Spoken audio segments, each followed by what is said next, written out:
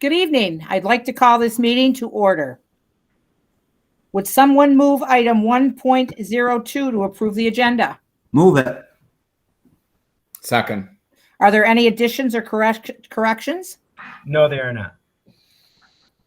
Mrs. Perry, I'm a yes. Mr. Crandall, Yes. Mrs. Mainville, Yes. let's see, Mr. Cordone, Yes. Mrs. Papalardo, Yes. Mrs. Lyons, and Lynn, Mrs. Albagore. Yes. Sorry, yes. Thank you. All right. Item 1.03 is just a reminder. In lieu of a public forum, we ask that you contact the board. You may do so through our website, www.fultoncsd.org, or at the email, and you can find this email on the website, clerk@fulton.cnyric.org. And when you submit an email to the clerk, every board member receives it simultaneously. Item 1.04, approve minutes from the last meeting. Would someone? Move it. Second. Any discussion? Mrs. Perry, I'm a yes. Mr. Crandall, Yes. Mr. Cordone. Yes. Mrs. Mainville, Yes. Mrs. Papalardo. Yes. Mrs. Lyons, Yes. and Mrs. Albagore. Yes.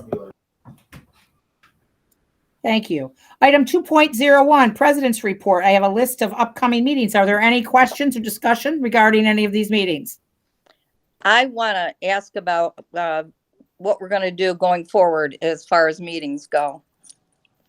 Can we just discuss that now or no? Sure.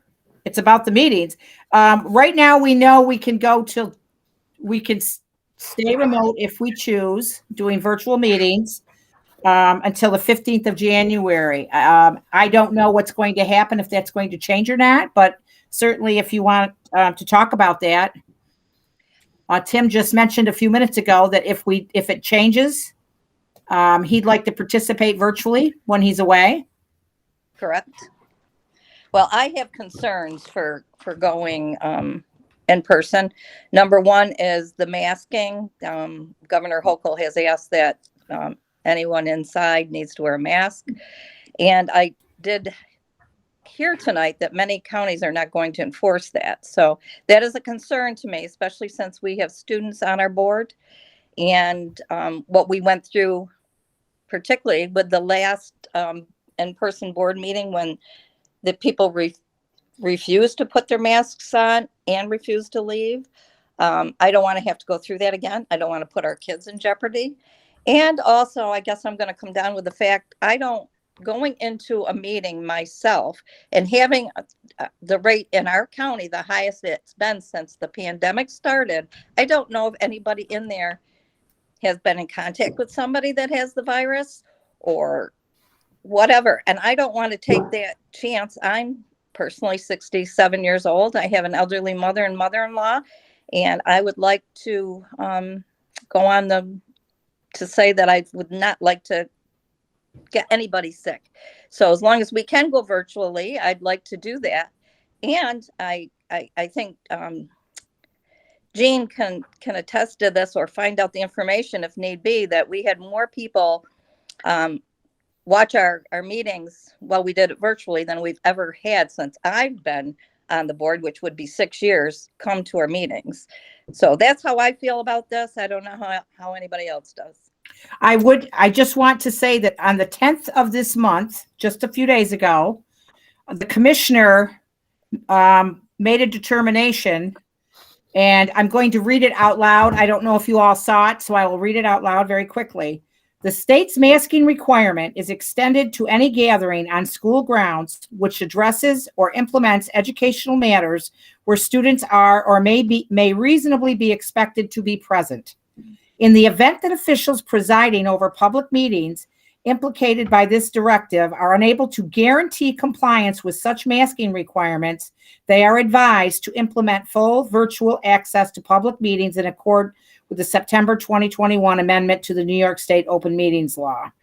So again, I think we're being advised to protect our students, which is the reason we ended up here, in part because we couldn't guarantee that. As you said, Lynn, I would agree. People were given a choice and there was no compliance. So I can support that right now. But again, that's just two of us. So I'd like to hear from others. Yeah, I would like to respectfully disagree with that. We're asking our children to be in the schools. And so I think that setting an example by us being in the schools and being present is important. And I don't know of any other boards that are virtual right now or that have had any issues. And I think that we have an SRO to help us implement the mask policies, and we should use them to the fullest. And I think if we state our expectations ahead of time, then we won't run into the issues that we had in the past. And so I think that we should be doing exactly what we're asking our students to do, and we're asking them to be present and in person and wearing masks. And I think we could do the same. I agree, Jess. And I think the problem we ran into is, I don't know if not being ready is the right way to put it, but if we have the expectation that anybody entering a school building is wearing a mask. If you enter an athletic event and you are not wearing a mask, you are going to be asked to leave. So if there is a person in the audience who is not wearing a mask, they will be asked to leave. And if they don't, then I believe the protocol is to have the SRO escort them out. And if that doesn't work, we contact the authorities. I do know that Phoenix ran into that problem at an athletic event over the weekend at a wrestling event, and the police escorted a couple of people out. So if we can fall into agreement and have that question answered, I don't see why we can't meet in public as well. Brian, have we had any issues day to day with anybody not masking if they were in the building, or any events? And I don't have my seniors not in a performance group this year, so I'm not aware of what the arrangement is for the concerts. But can you share that? Are there any gatherings outside of athletics that are in schools? We've been in school, as people come in and out, that's all masked. At the sporting events, they seem to actually be better. Actually, it was throughout the season. Last night I was at the ice hockey game and I didn't see anyone without them on. I was very impressed actually last night at the hockey game. I was at a wrestling event the other night and I was pleasantly surprised. We really have done quite well with it. And then I think as the initial part of the season, we had a few issues, but not too bad. We've always been probably well above 90% or more, 95%. It's when individuals are eating something. I think that's the one time. I mean, obviously it's constant reminders. I think what's gone on over the last week, I guess, last Friday when Governor Hochul, I think may have resulted in, I think, a good reminder for everybody and reinforced what we've been required to do in schools, which is masked. And we're extended, is it 3 months from November 24th? It was 90 days, I believe, if I remember correctly, for schools. At this point, I think it's mid-February when she extended for the schools. So for the most part, people have been compliant. There are always those individuals that, obviously want to test the limits, but we haven't had any issues to this point. They seem to, and for the kids, when I walk down the hallway, everybody puts them on. So it's kind of for the children and the staff. We really have no problems during the school days whatsoever. I was of the impression there was some adult issues, not a lot, but a few. We had a handful, nothing, much less than I thought we may have at this point. And the concerts have been, it's been a month. So we have another set of concerts for high school next week. But there's an area, we watch it, Ms. Griffin. I think I've talked to you about that. Obviously, it's a concern that I've had. Well, my concern is whether or not we're actually following up and having them leave. Yeah. And what I would say is that I think initially, it's gotten better. I talked to you after my first one of the first games that we had. I think it's improving. I think it's something that we need to discuss and continue watching, because I think you'll look. But I was very surprised, pleasantly surprised last evening at the hockey game. I know through collaborative of board presidents that there are districts around the state that have been having issues off and on and have had to stop meetings and go back and do virtual meetings to complete their work, and run into the same circumstances we did when we last met in person. And there's been discussion trying to figure out what to do. But with the commissioner making it very clear, the concern is the students. We are obligated. That is an obligation. And it says if we can't guarantee. So that's the one piece I would like us to think about very carefully. Her words are, if we need to be able to guarantee. Yeah, I think that's a good point. I mean, before I came in here, I actually walked over to the modified volleyball game, and every single person in there. But I would say, Ms. Griffin, you're right. It goes with the evening and who may or may not be present. Right. That's the issue. And like, for example, to walk across the hall or just earlier, about an hour ago, every single person that was in there watching their children was masked. I was pleasantly surprised. So that's good. So I think again, it's actually improved, which my concern was we may not.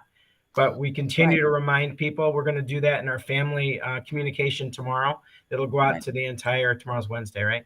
Tomorrow as a reminder. But as you said, it's by event. Every event I go to, you never know what we're going to get. And I have seen an improvement since our first athletic events. But there's still room to constantly be watching. And I want to clarify, I'm of the impression that during the school hours, I mean, we'd let very few people in. I mean, people get in because they have a purpose. It's not people randomly attending an event, so you don't have any idea who's coming in the door. Correct. And they may or may not be from our district, which was our experience. And that was our greater issue. Our local folks were great that night. It wasn't any of our local families that created our problem. So again, it's a little bit different from daytime to nighttime because we don't know everybody that's coming through our doors at night. I would just, for me, to weigh in, I agree with Jess and with Jen. I think we should meet in person. We've been meeting, the BOCES board has been meeting in person, and through Oswego County School Boards Association, a recent meeting that I attended, the districts present, not all of them were, but all of the ones present have been meeting in person as well. So I'm hearing that we just want one question answered, and maybe I'm hearing it wrong, but the question I'm hearing that needs to be answered is, if somebody is attending the meeting and they're not wearing a mask, are we going to ask them to leave? It's simple, yes or no. That's the question I feel like we did that at the last meeting and they refused to leave. I guess that's what I need. But then we didn't take that next step, I guess. Are we willing to take that next step? I guess is the question. Well, we have one SRO. Wonder if they wouldn't even leave when he asked them to. So what do we do next when there's only 3 police on patrol per they're trespassing. shift? Right. I agree, but it didn't Call the sheriffs. It still didn't happen correctly. Right. I guess that's the question that we have to have answered. Are we going to take that next step? And the only other thing, I'm sorry, I didn't mean to. No, okay. The only other thing we have to also consider is, I know that myself and some other board members have been sick throughout this time that we've been doing virtual. We've been able to attend because we're virtual. So we have to consider that, because if you're running symptoms or if you're out for whatever reason and you can't come in, that takes us down. We may not have a quorum. The other thing too is we have to trust that these people coming into our meetings are also not going to come in with symptoms and be sick at that time. Because like we do have people who have concerns who are older or who are taking care of their parents or whatever. That's just it's not something to think about. It's not an end all be all, but I'm just saying that's just another piece to think about. So we have our students, we have the mask mandate, we have the whole, are we well, are we not well enough to come in? Just things to think about. I appreciate that one, Brenda. I hadn't really thought about the not being able to come in if you're not feeling well. Well, I would have missed at least 4 meetings in this last month and a half if we didn't have virtual opportunities. So that would have just spend, I mean, not that I have to be at everything, but if somebody else was sick or if there was 4 other people sick for whatever reason, we don't have a quorum when we come to the actual board meetings. I mean, policy is great doing online, audit's great doing online. Those are perfect, but for this venue, we just have to think about that too. Yeah. I'm just wondering, like, I mean, we can sit here and go around and round and round. I know that sometimes, I don't know. I'm just going to stop. You don't have to. Go ahead. No, there's much to think about. There's much to consider. So I guess, what do you want to do from here? Do you want to think about it and come back to this, or? I would like to ask a question. Yes, please. Well, I do have concerns because of the fact I have a mother and a mother-in-law that we caretake for, and I also am older myself. So I am concerned about that. If you guys decide to go in person, but yet the governor has said we can do virtual, can I do virtual while you're in person? Can we check into that? Yeah, we can check into that. Sure. Let me make I think BOCES has done that, Lynn, that there have been board members that have participated virtually while we were meeting in person as well. So Okay. I think that provision is allowed. Okay, thank you, Dave. I'd like to find out for a fact, because I'm sorry. I have to worry about my family first. I mean, I care very much about the school district. That's why I'm on the Board of Education, but I have to worry about other things too. All right. I can certainly make sure that's looked into. So I will get the answer and that will be shared with everyone. As far as security, we had a meeting with Mr. Officer Sheldon, obviously, and the team. If we were to come back, I would obviously put together a plan and share that with the board prior to that. Yes, we would have to. Question. I'm saying and putting that on the record that. Should we plan to at least stay virtual for the next meeting so there's time to plan and notify the public of a change? Right now, President Griffin, are we extended past January 15th or not? I don't believe so. we I are. don't believe we are extended past the 15th. I was thinking we were going back in person after the 15th anyways. But the question is, what I thought I heard, if we are allowed to go stay remote longer, that's the question. Would we do that? Yep. But on the other hand, there's a second question, which we've got to look into, and I'll ask Brian to help me, is to get the answer to board members participating remotely when we meet when the rest are in person. Yeah, I've made a record and I've highlighted to call our attorneys tomorrow. And Brian, you mentioned something again. We did meet, and after the incident that we had, and we went remotely, and we did talk to our security officer. And the only way to guarantee everyone's the compliance piece and safety for our kids, which we're required to do, was to do what we've been doing, because one person is not enough.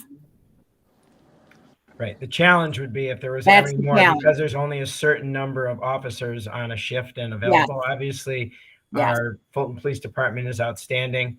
It takes more of a delayed response for other groups, such as the sheriffs or the police or the state police. But we work hand in hand, and often if the chief can support us, he's right there to support us whenever we need them. But again, they're also supporting an entire community. And again, through the board president's I don't know, I'm not sure what to call it, but it's a strand. Board presidents ask questions of one another around the state. There are boards around the state, and what they've been doing is they've been trying to meet in person, and then they end up having to stop the meeting, and then they have to convene a virtual meeting later on to get the work done. So it's sporadic. There's just no sense to it. There's no rhyme or reason why it's sporadic, but people are having those issues, and it's creating some challenges trying to make sure you have a quorum, being able to come to meeting, then you got to have another meeting a different night. And so there are some challenges with that. But again, we'll get the question answered, and I'll share that with you, and probably bring this back to bring a final decision at a future meeting, if that's okay.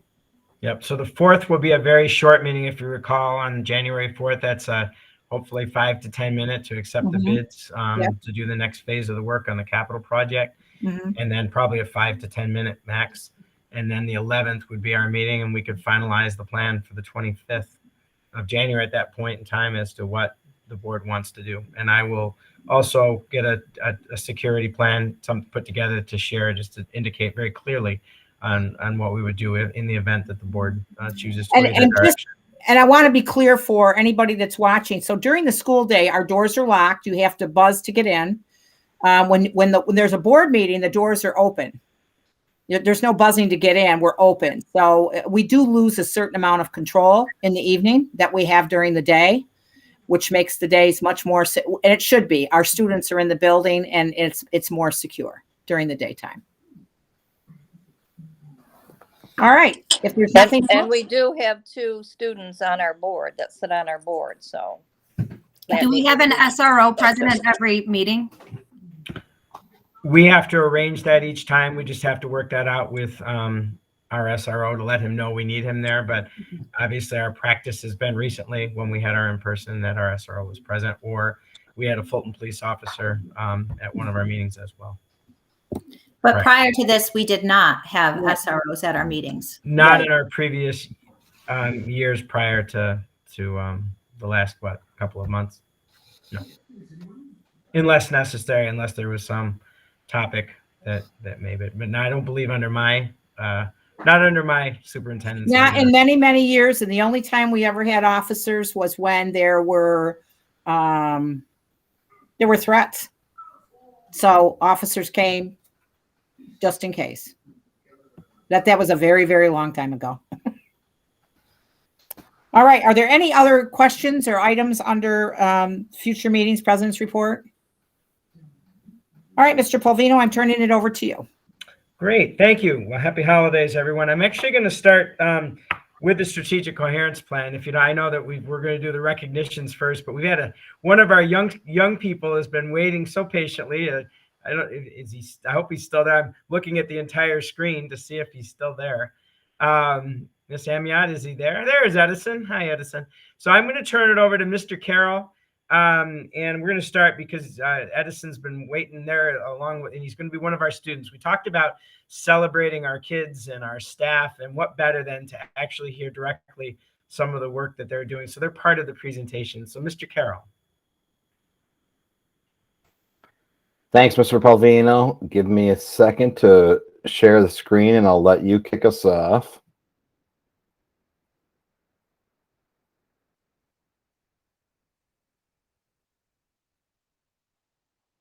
There we go.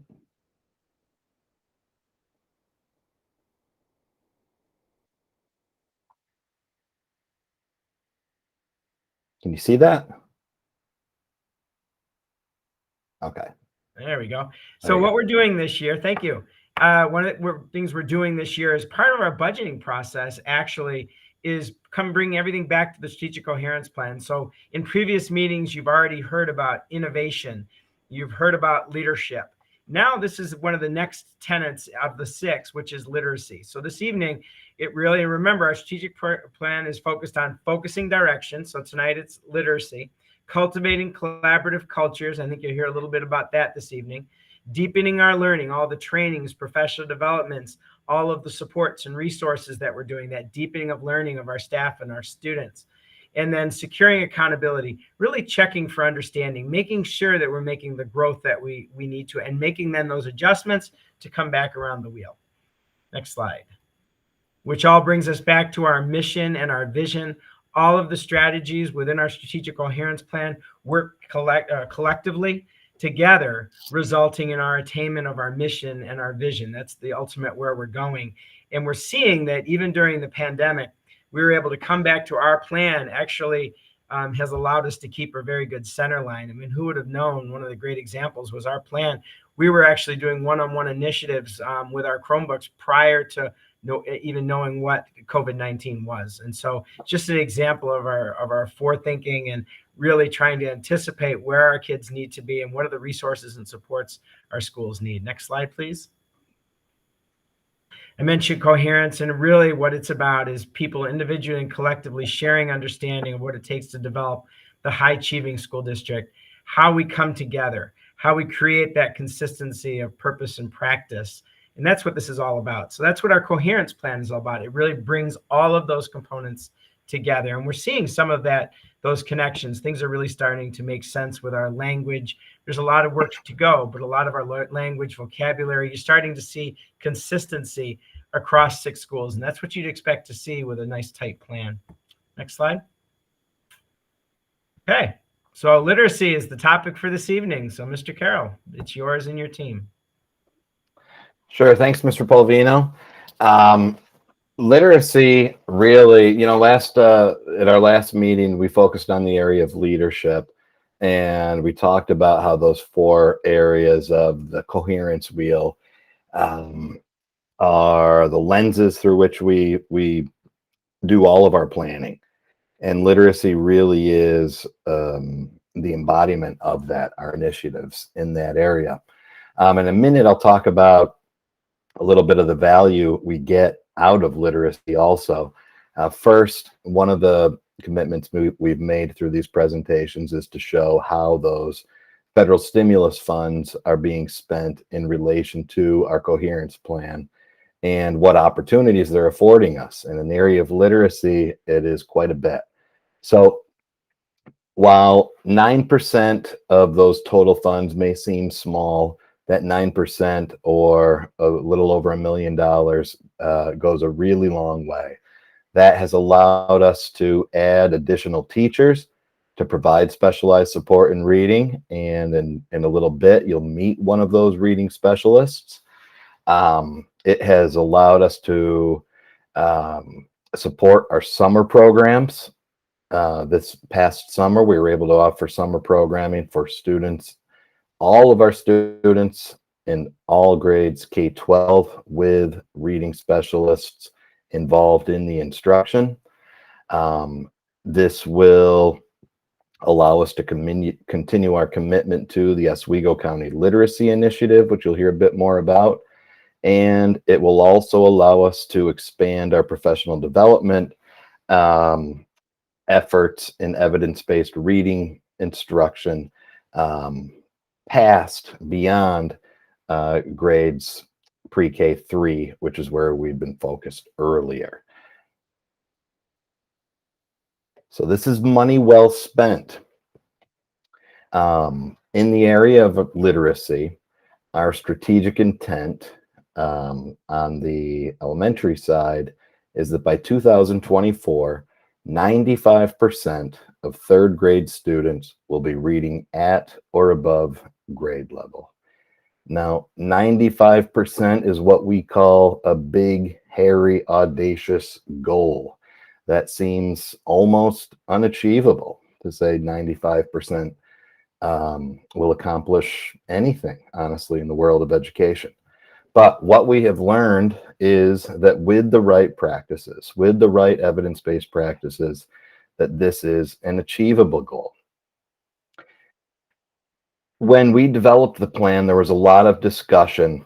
We wanted to keep our plan focused. Focusing direction is one of those 4 key areas of coherence, of the coherence model.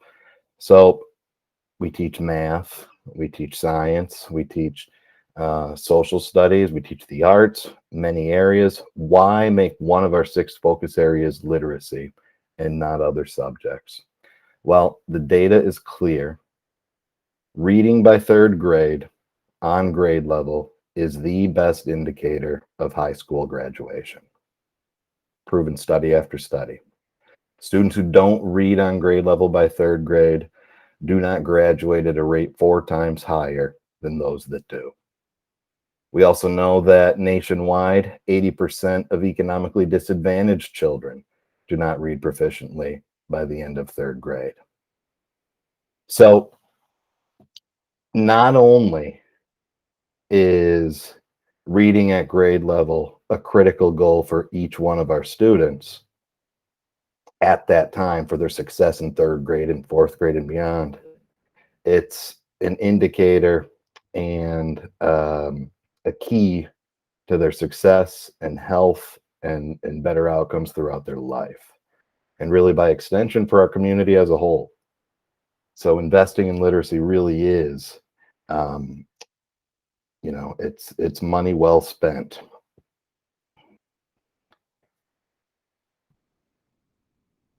Now, I'm actually going to come back to this slide in just a bit. It's going to make a little bit more sense if we learn a little bit more, we've realized. Okay. I'm going to give a little bit of background first. I mentioned the Oswego County Literacy Initiative. I want to give a little bit of background on that. Within our strategic coherence plan, two of the strategies in the literacy area are to ensure that we continue a commitment to OCLI, that initiative. A bit of history related to this. This is one of the first real collaborations of all 9 Oswego County school districts. I can remember the day, Mr. Polvino can remember as well, when we sat around a table with all superintendents from the county and assistant superintendents, executive directors, and really discussed what kind of collaboration would have the greatest impact on our students and on our county as a whole. And as we discussed this, we talked about the reality that we really share our students, and particularly our students who face the most challenges are pretty transient and really move from one district to the next. So knowing what we know about the importance of reading on lifetime success, we determined that focusing on this area, early literacy, would really be the highest leverage area to focus on. We've collaborated with an organization called the Reading League since the beginning of the project. The Reading League has been the main source of providing that evidence-based professional development. The Reading League introduced us to a program called LETTERS, which stands for Language Essentials for Teachers of Reading and Spelling. This is really the gold standard of literacy professional development. I can say honestly, LETTERS is about a 6-day, full day intensive professional development experience, and I've participated in it. All of our pre-K through 3rd grade teachers as part of OCLI have participated in it, and all of our administrators as well when we initiated the program. When you leave this program, you have essentially earned a master's degree in literacy. We have put 150 teachers through LETTERS training to this point, and we ensure that all of our new teachers in those grade levels get that training as soon as possible. And what we see through this process, when teachers are empowered with the right evidence-based practices, the right resources that reflect those practices, and also with instructional coaches who we met and learned a bit more about in the leadership presentation, we really get that combination that can get us to that 95% goal.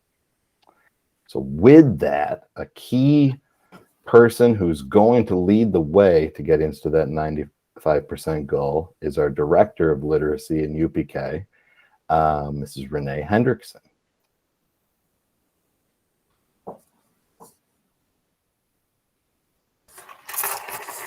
Well, my competitiveness will certainly come out trying to reach that goal. Mine too. So teachers share a common goal of increasing reading comprehension. Unpacking this model of the simple view of reading has really been an integral part of the Oswego County Literacy Initiative that we've implemented so far. The simple view of reading is really represents how to unlock reading comprehension. And there's two keys to that. One, students need to be able to read the words on the page. And two, they need to know what those words mean and how to use them and interpret them. So understanding this image really helps us to assess reading as teachers and implement appropriate instruction. It's called the simple view of reading, but there's a lot behind it that is complex. So the next image that we've been really unpacking and using in the classroom is the reading rope, which really illustrates the underlining skills that come together to unlock comprehension. So this model, again, helps us really determine best practices for reading instruction and at the various stages of development. So each of these strands are well represented in our core program of CKLA. So tonight, we're going to hear from some experts on how this plays out in the classroom.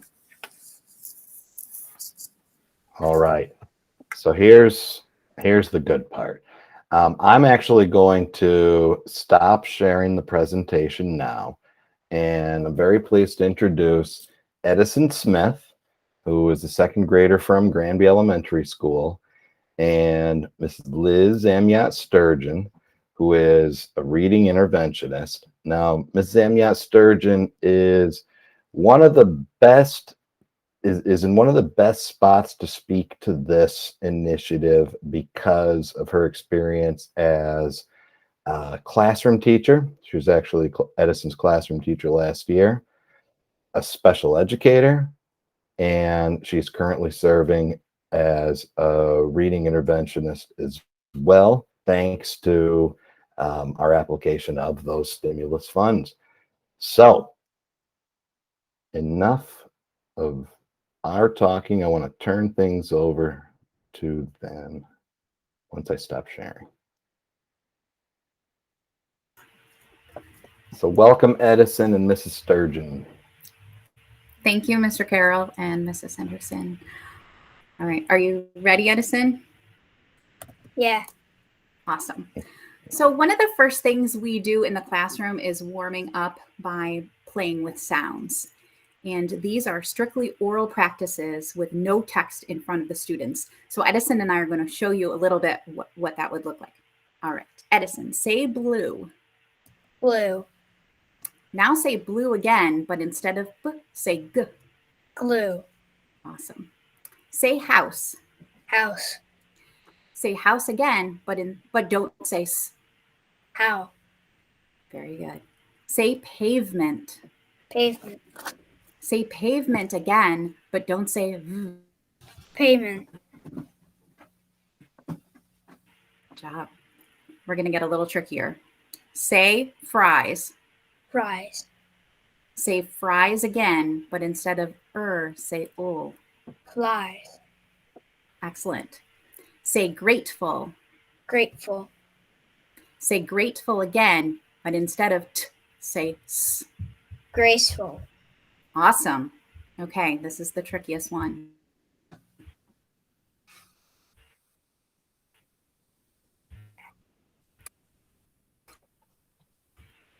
Say eat. Eat. Sorry. Now say eat backwards. Tea. Perfect. Awesome job, Addison.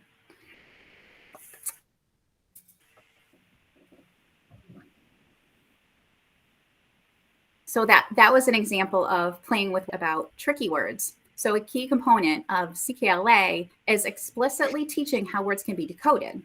So Edison, will you please explain to us what makes a word a tricky word? It's that a word has another word sound. Right. So if a letter in a word makes a sound that you wouldn't expect it to make, would you be able to explain for us the word from as a tricky word? F and R and M are, we expect those sounds to say firm, and then O says ah. Right. So what would we do to mark that O because we know it's going to make a different sound?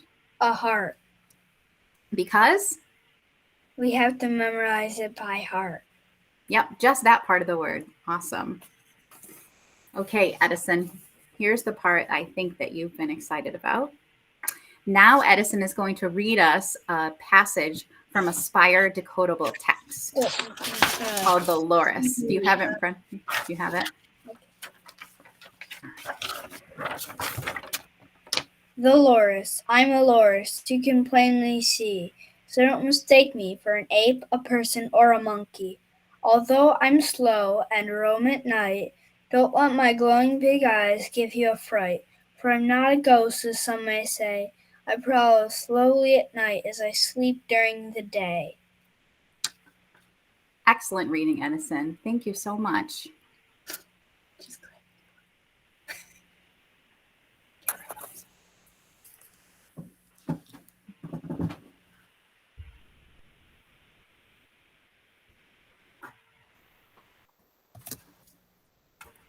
You did an awesome job, buddy.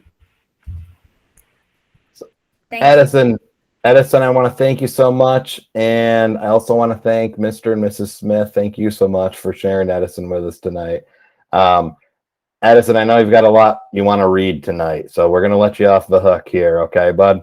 So you have a good night, and thanks so much for sharing your learning with us here. Okay? Yeah, I was wondering before Edison go. Everybody wave. Just thank you so much, Edison. I know we're going to let you go and do what you got to Thank do. you. But Thank you, did an Edison. Awesome job. And you're very Bye. patient. Thank you. Great job, Edison. Thanks. Thank you so Bye. much. So now I'm going to reshare my screen, and I'm going to invite Liz and Renee to explain a little bit about what we saw in relation to the science of reading. So this is an example of the visual of what Edison just explained to us. So in the classrooms, teachers are displaying the words, the tricky words from CKLA, and from the science of reading that we've learned, we're now adding that heart part around the tricky part for kids to really see that anchor and be very much aware of which parts they can decode and which parts they have to memorize. On the next slide is a picture, or is the text that Edison just read to us, which is an example of a decodable text.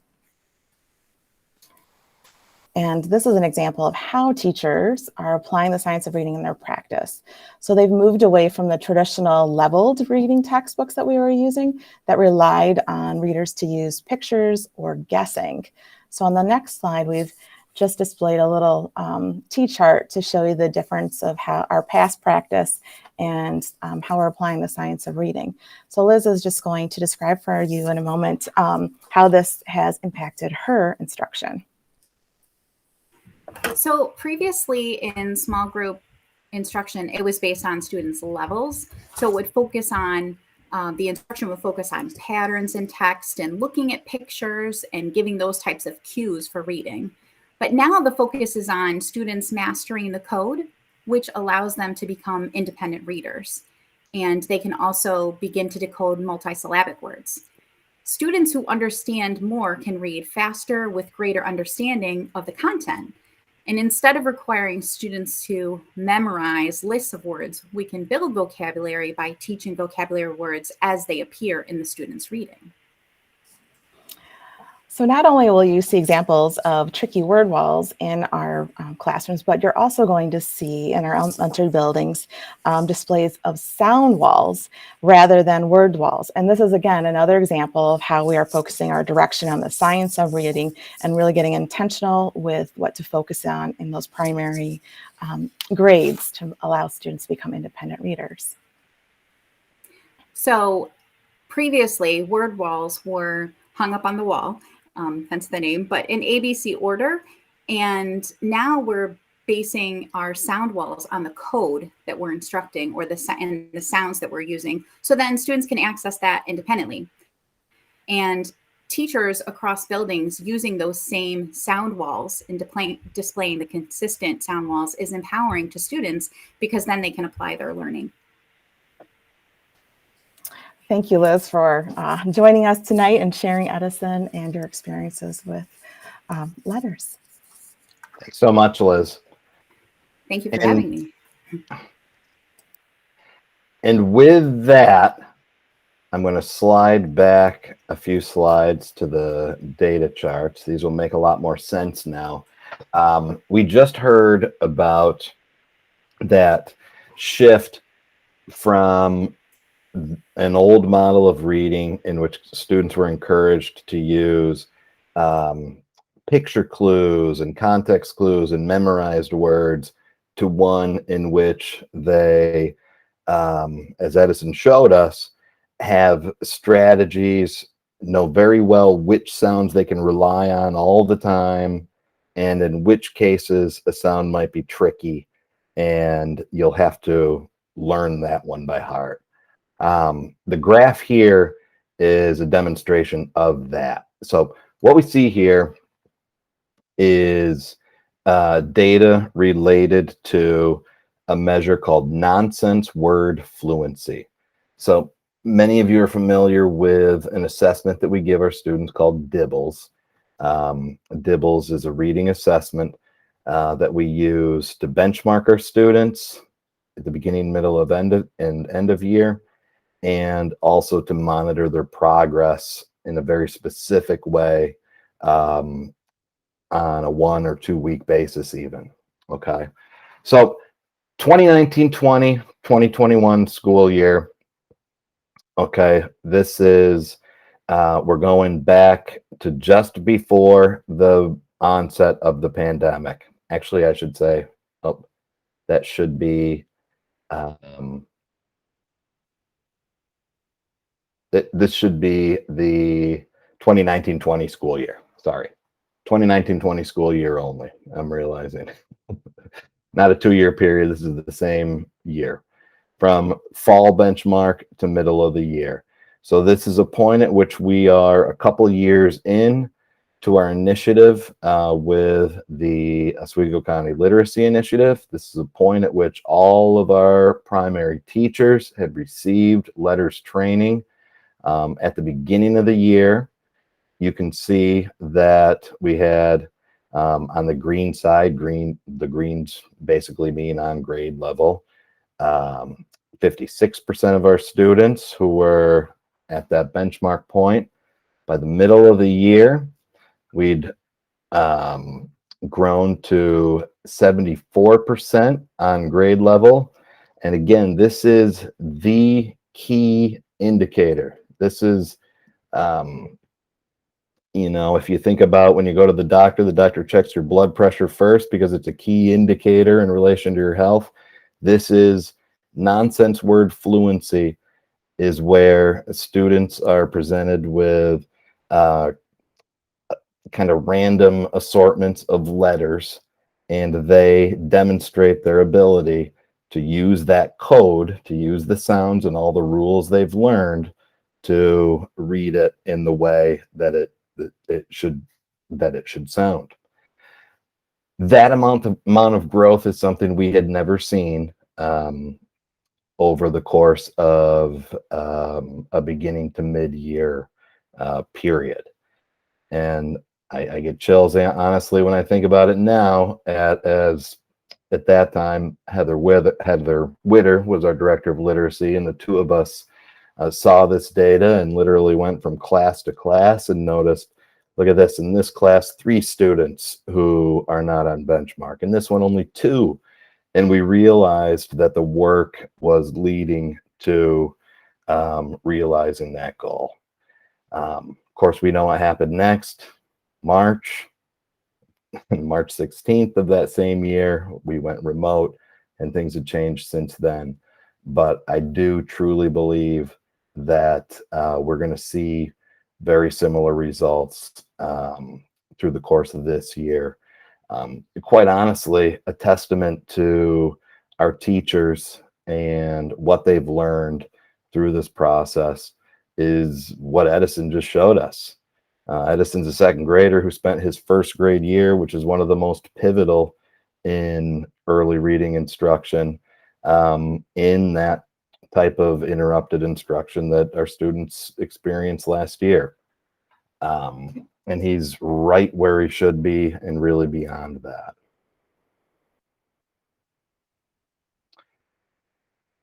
So again, thank you, Liz, for joining us. And really thank you to all of our teachers for their commitment as well to this initiative, and our principals who are really leading the charge and learning right along with them. Now we're going to move upwards in the ladder of our grades to the secondary level. While we recognize that that third grade reading has so many implications for student success throughout the years, certainly we couldn't ignore and need to give attention to the needs of our students beyond that level. It's not a perfect metric, but it's one that we have in terms of students' literacy abilities. So when we developed the plan, we determined really that passing an English Regents exam is not good enough. We determined that the majority of our students should be prepared to attain a level 4 or a stronger level of proficiency on that English Regents exam. And to help talk about some of the key initiatives that we have in place in relation to really building students' literacy capacity at the secondary level and truly K-12 as well. I'd like to invite 2 of our interdisciplinary instructional specialists. This is also a position we've been able to add thanks to those stimulus funds. Jen Reese and Denise Rodriguez.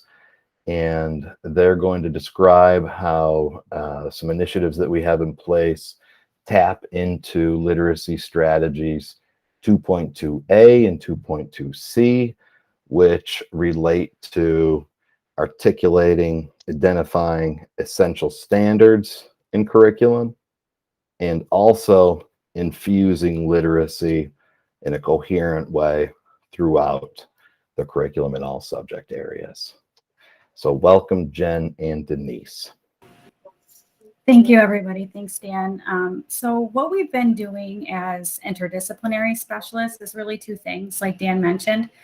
We're working on vertical and horizontal alignment of standards, and we are supporting interdisciplinary lessons and units, and specifically for Jen and I around humanities and around literacy.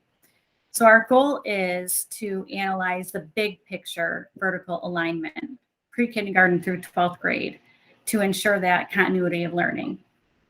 In doing this, we're able to identify cross-curricular skills and concepts that will strengthen our Tier 1 instruction and create Tier 2 opportunities across content areas, beginning with the PK through 12 New York State literacy standards, because these are standards that actually cross all content areas. So it seemed to be the best starting point for us in reaching that goal with teachers. So there are actually 3 ways that we believe we can get our district to keep moving forward in this direction. There are small ways, which are connections that can be made horizontally and vertically, which we're working on with this website that you see on the slideshow. And in that, we're going to create hopefully a common language across content areas, identify key vocabulary, and address any gaps that we can find in standards pre-K through 12. Medium ways that we can move people forward are cross-curricular connections in ELA and social studies to support interdisciplinary lessons and units, which has really been taking hold right now at the middle school level based on the work that we started last year. But also creating those Tier 2 supports, so those extra at-bats, so to speak, in other content areas around literacy, and then developing some common proficiency scales around those literacy standards. And then there are really big ways where students can engage in interdisciplinary projects across multiple curricular areas to reinforce concepts, themes, content, and skill standards. So I'm going to turn it over to Jen to speak a little further on this. Thanks, Denise. And so the site that Denise was showing there, this is a breakdown of that. So this site, we are putting all of the standards in. So you'll be able to see that big picture of what does my student learn in social studies from the time they're in kindergarten all the way through to their senior year at graduation. So this is just giving you a little glimpse at that. But the power of this is that now I can see that big vision, but I can also align it with what's going on in ELA as well. So when you talk about coherence, this is coherence. I now have the big picture of what our students are learning. And our job as the specialists is to really find those connections for the teachers and support the teachers in building those connections for our students.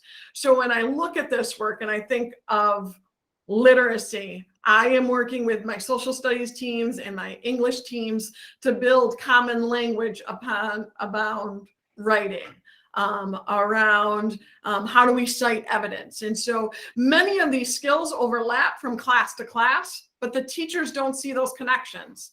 And so it is our job to help build those connections and support those connections.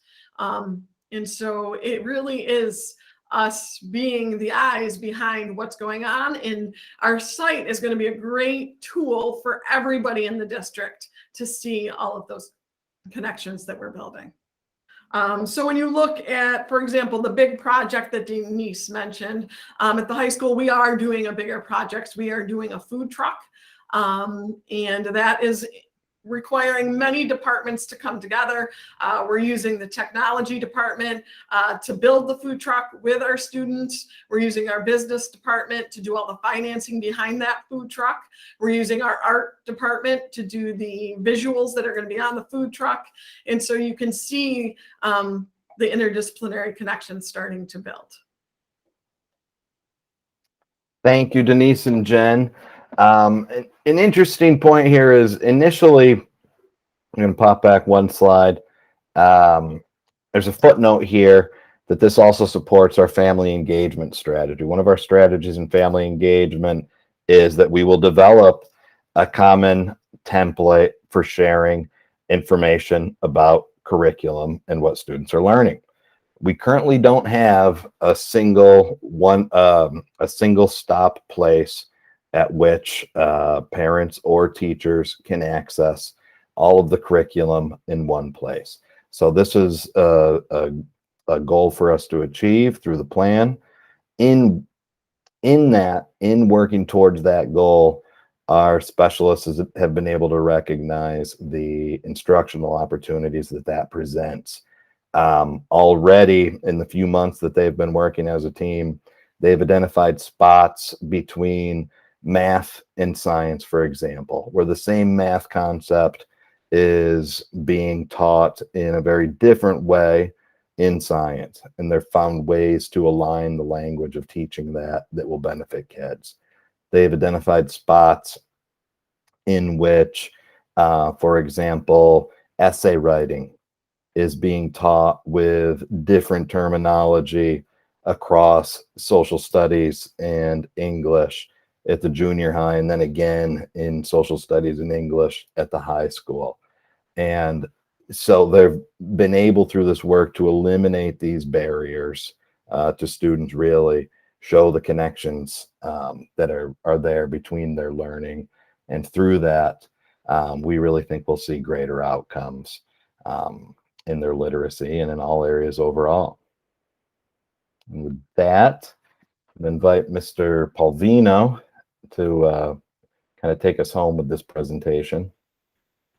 So first I want to thank everybody. I hope you start to see the connections from early literacy right on up through the entire, how a whole curriculum comes together, pre-K through 12. So hopefully you're seeing a couple different things here. That early literacy slide was pretty powerful. If I could go back and change COVID not starting in March of 20, I would love to see in the June data that year. I have a feeling we would have been awfully close to our 90s. We've learned how to teach reading here. The teachers are doing an amazing job with that work. And as you can see, we're starting to articulate the curriculum now and making sure you can see how second grade actually connects to what they were working on in 11th grade, for example, on that slide. That's what's important. It's not the second grade curriculum in isolation. from the 11th. It's how does it all fit together from the moment our kids walk into our schools till the moment they walk off the stage at commencement. And all of that together, that's that coherent connection that we're trying to create here in the district. So you're seeing the bits and pieces are starting to come together. This slide is really interesting is the fact that these are the 5 questions. If you've had the opportunity, everyone in the state, parents, students, board members, teachers, anybody can actually participate. The Board of Regents has had framework meetings going on actually for the last 2 years. I thought there was a new set of meetings. So I had actually attended one 2 years ago prior to COVID, and I happened to see one. I'm like, well, let me sign up and just do it. Well, it turns out it was the same type of session, but 2 years later.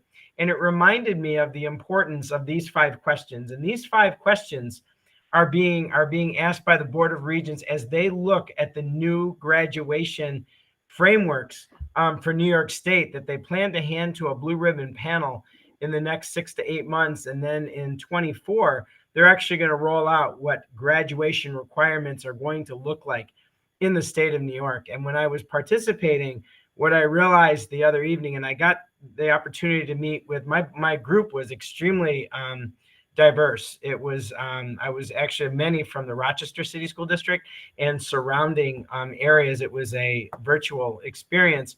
And to hear the experiences and the points of view, but what it brought it back to was interdisciplinary opportunities for kids, interdisciplinary projects for kids around commencement, having kids work together, being able to go into and grapple with information because they can break it down with strong literacy skills. And so when you read these are the 5 questions that they were challenged with. And if you hadn't had the opportunity, if you'd like to, there are many more of these forums that are out there. You just go to the New York State Education Department website. It's pretty powerful. And when you look at these 5 questions, I was looking at this presentation the other day, and that first question, what do we want all students to know and be able to do before they graduate? When you think about our plan and the components that you're hearing about from tonight, you heard about early literacy and what we're doing around core knowledge and what we're doing around our letters training. And then you see the work that we're doing with curriculum, K through 12, pre-K through 12. You start to see how this comes together. That I think our work seems to align with these questions well, and we should continue to ask ourselves these questions now and as we continue through our work. Is it leading us to make sure that our kids are learning and achieving and that they are ready for the world beyond? It also talks about, as you see, it's very sensitive to ensure that it's every child in that 4th question. It talks about our special populations. It talks about students with disabilities, English language learners, but then there's every other kind of student in there. Really what it is, it's talking about how are we ensuring that we're creating access and opportunity and engagement for every child every day. And so I was pretty pumped up after I participated the other night and then the next morning and really looked at that. But it was interesting, and you'll hear more about the work that we're doing around our internships in our early college high schools and all of the different things that we're doing across the district over the coming board sessions. So I just wanted to bring those back around, but it's pretty powerful when you see that these are the 5 questions the Board of Regents for New York State is focused on right now. And our work articulated pre-K to 12, boy, it seems to match in here pretty well. So if you haven't, or if you'd like more information, I can get that to you. If you're interested in participating or finding out when those sessions are and you'd like to participate, please let me know. Are there any questions for the group? I want to thank not only the individuals here this evening, but every teacher, every administrator, every student that's in those classrooms every day that's engaging on the front lines with all of this work. So thank you for that. Ms. Griffin, are there any questions from any board members this evening on this? I know it was lengthy, but I think there was a lot of information here tonight. Or any board members? I have a couple quick questions. Sure. I may have missed this, but what is the current percentage of students that are at benchmark in 3rd grade, or what was the current percentage when we decided on this initiative? So if you go back to our original, and Dan, you can chime in, but if you go back to when we first really started looking at this, we had somewhere between 23% and 31% of our kids that were at benchmark levels on the state assessments. And we know that's a one-shot deal. What's more important to me are those benchmarks throughout the course of the year. So we collect data in early part of the year, September. Then we have another collection coming up with a big fingers crossed here in January. And then we hit it again in end of April, early May. Those are the 3 dates.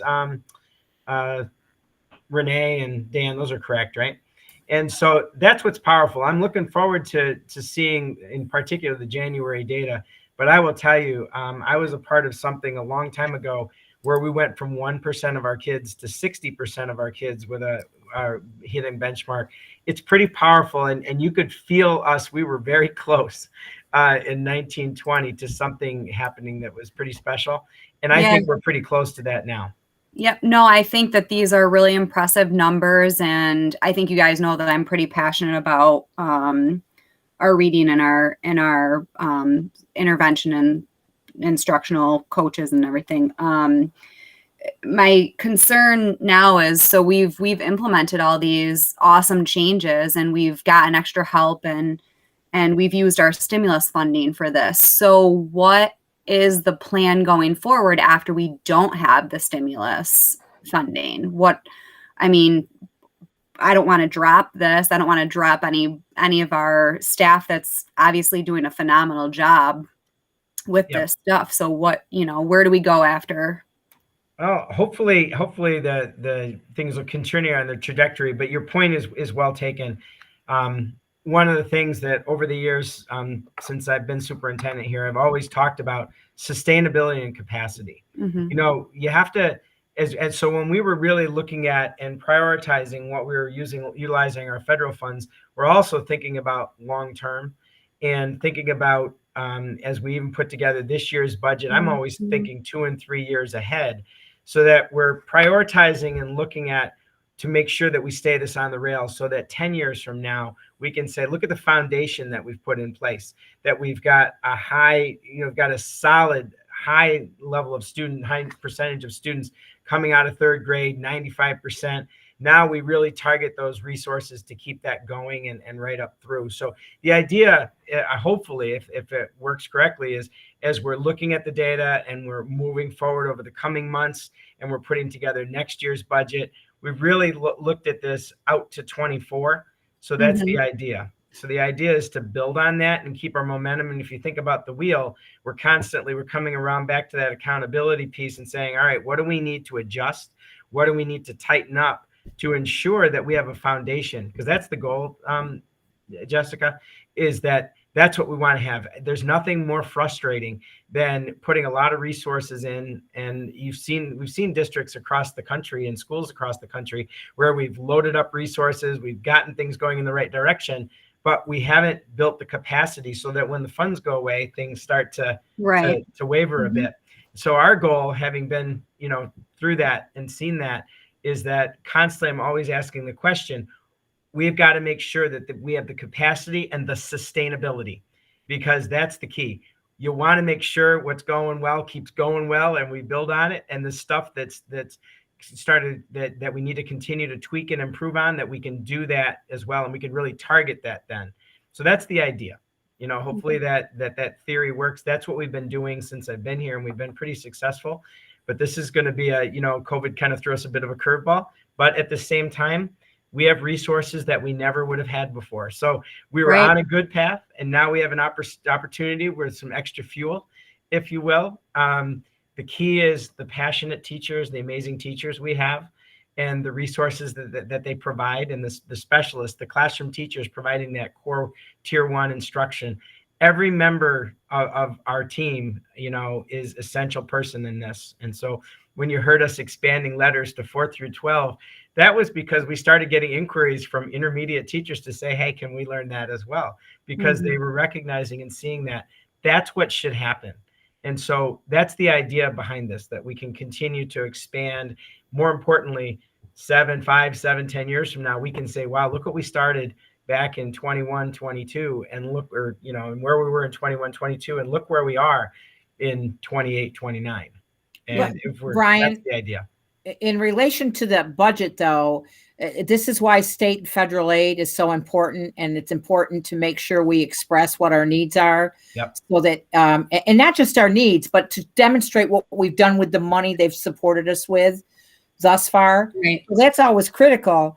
And there have been times, though, we've had to make tough decisions and give up on things we could not afford because there's choices. So, I mean, I just want, right now things are good. I've never seen this much money being tossed at us before. And we're making very good use of it. But like you, there are some concerns I have going forward about what we'll be able to do, because there's going to come a point we're not going to be able to do everything. Right. And I think one of the things that, that's a great point. Robin brings it up, and as well as a number of board members have brought this up, is making sure that we can demonstrate how we're using those dollars is powerful as we go. If we never to ask for more importantly, we're going to see some additional dollars coming into city school districts if that funding formula happens the way it's supposed to. That's the foundation formula. And, with that, we should see another 4%, 4.5% if that formula falls into place this year and then next year. However, what happens after that, and that's Robin's point, again, we start to flatten out again. And that's why we have to constantly be looking at where our direction and our plan 2 and 3 years ahead. And if anything, I've on the boards that I've had the pleasure of serving with, that's been a good reminder here in Fulton every year since I've been here. That's constantly been a question for those of you who've been here for the entire time and those that have been here more recently. Those are the questions that the board, I have found, that's where accountability on that wheel, that's an important, those are the questions that you need to continue to ask us and press us for, to show us. And so we can show this is how our dollars, this is how these resources are making the impacts, so that, if we do end up with a situation where we've got A and A1, we'll be able to say, well, you know what, we have to go here because we have the dollars, but we'll figure out a way to make sure A1 continues in some way. So but the idea is that hopefully we'll build capacity and we'll be able to really look at where our kids are at and our staff's needs for resources, and then we can make those adjustments. I think we're poised well right now. Now we have to hit as many home runs as we can with these extra dollars coming in, because those are one-time dollars. That's why the sustainability part, you have to constantly be thinking about one-time dollars, but thinking, okay, how is that impact now going to make the difference 3 to 5 years from now that we can sustain? This was a plan, though, that was put in place before the pandemic. So if you want to say anything good about the pandemic, we got lucky to get some extra money to give this plan a boost. So I think we did think about, pushing this forward and how we were going to handle it. Yeah. We've had talks about it. Yeah, if you noticed, you don't see a lot of new things. Letters had started, our early literacy had started before COVID. Our innovation practices had started before COVID. The plan is working well for us. It's really staying the course. It's helping us. And I think we're hitting the right areas. And when you hear around instruction at the next meeting, you'll hear more of that. And then at the next meeting after that, you'll hear the social emotional learning, and you'll start to see how it all fits together. It's none of them separate. All of those together create the holistic approach to ensure that kids' needs are being met at many different ways, because every student brings unique gifts to the table. But And prior to pandemic money, we were heavily reliant on, and lucky that we had staff that wrote for grants and won them. And those grant dollars have really helped us move forward. And so I have to throw that out there. And again, the other money that we got is because we were a district, a targeted district, and that brought us some extra money that once we fix our problems, that money's going away. So there's it's kind of a punishment in a way. When you fix things, you lose support that you had to help you fix it. So it's very, I find it very challenging to figure out and to continue to ask Brian to help me understand how are we going to support things that we got money to do and they take the money away and we know these things work. How do you continue to do that? The sustainability, that is the challenge.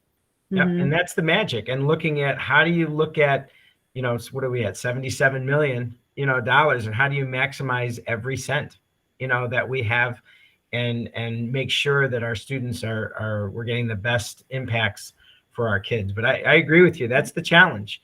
And, that's why we're always thinking ahead. And I think our plan has helped us for thinking so far. We've rolled some really positive, we've gotten some positive outcomes with our strategic coherence plan. So, but that'll be coming up soon too. We'll start thinking about, tweaking that beyond 24, starting to lay that out. So there's a lot of great work going on here in the city. And I think it's because I know it's because we have a very special group of educators, and every person who's a part of this district is part of making this place roll.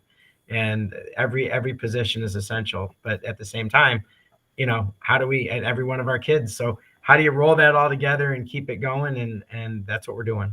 So Can I ask a question really quick? Mhm. So throughout the presentation, we learned that K through 3 is very, very critical to have them on grade level. And I thought I heard the number of, we have trained like 150 or more teachers in the letters program.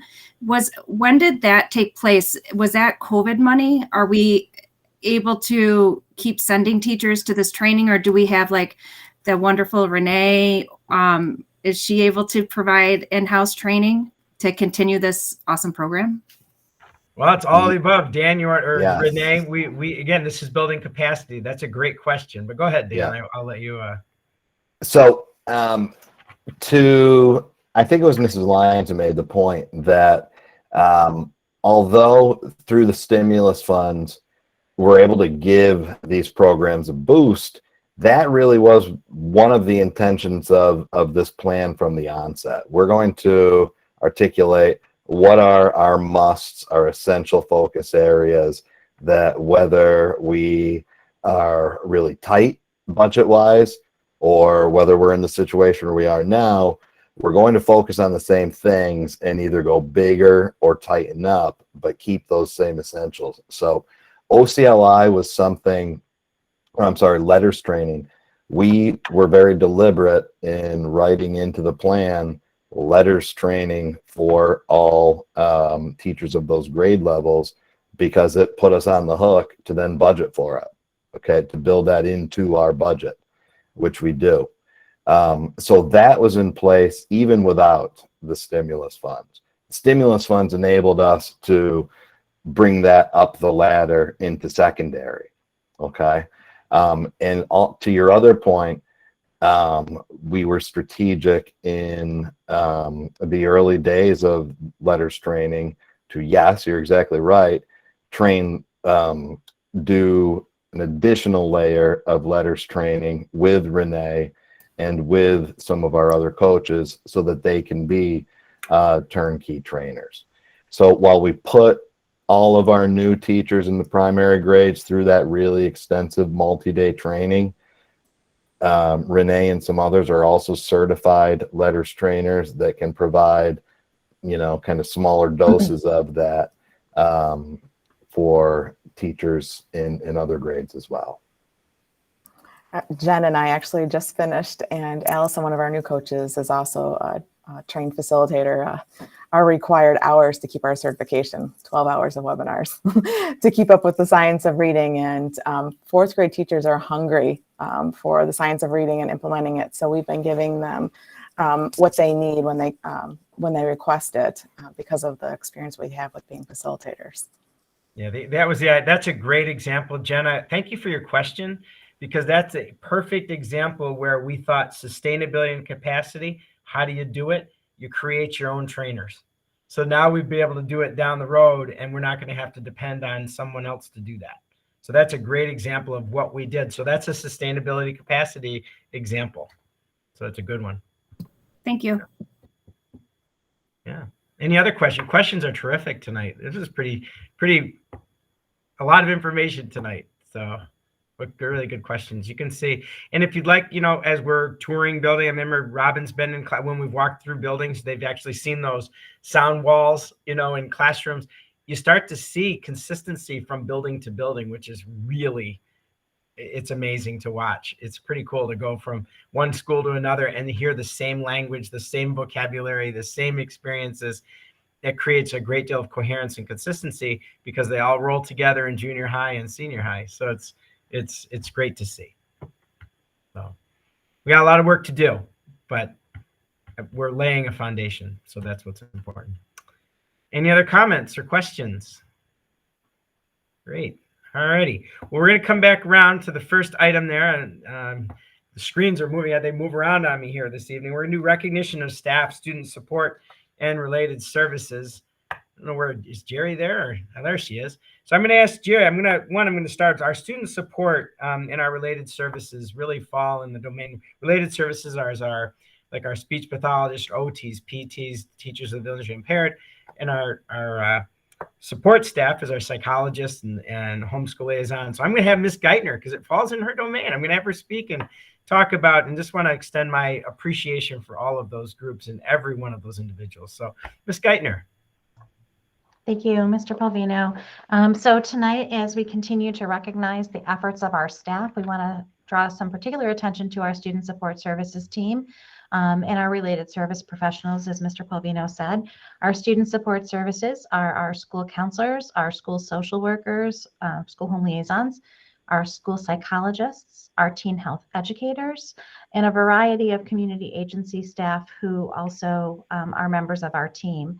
And our related service providers are, as Mr. Palvino said, our speech therapists, OT and PT staff who come into our buildings, and our audiologists and consultants who help provide unique services to our students who need them. The whole point of the work around these teams is to remove barriers to learning success for students. And whether those barriers are social emotional or community based or resulting from a medical condition or a disability that impacts learning, this group of people really comes together to problem solve and provide services that are unique to every child they work with.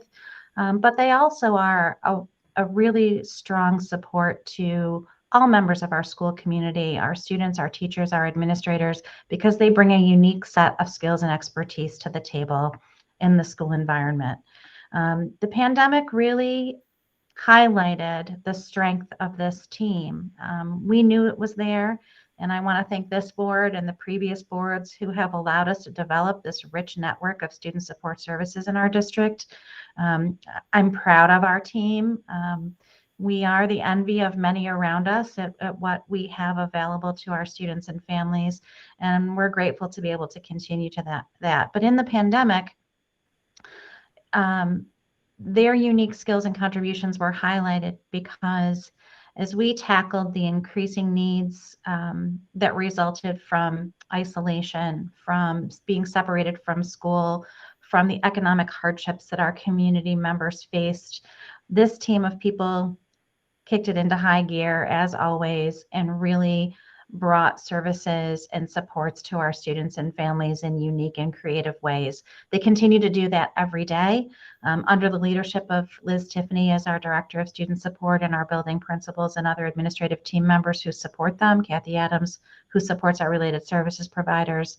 I'm going to steal some words from the writer of a blog that I read regularly about students, this team of people, student support services and related services professionals being placeholders for the needs and feelings of our students, that they provide a place where people can be safe and comfortable.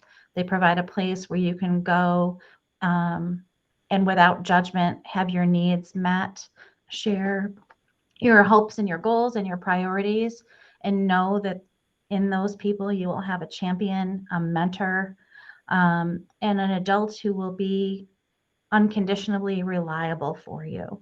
And that is really a wonderful way to sum up how I feel about our student support services team and what I think many of our students and families and my colleagues and teachers throughout our district feel about this group of people, because they continue to come to the table giving it their all and do their best to try to meet the needs of every student.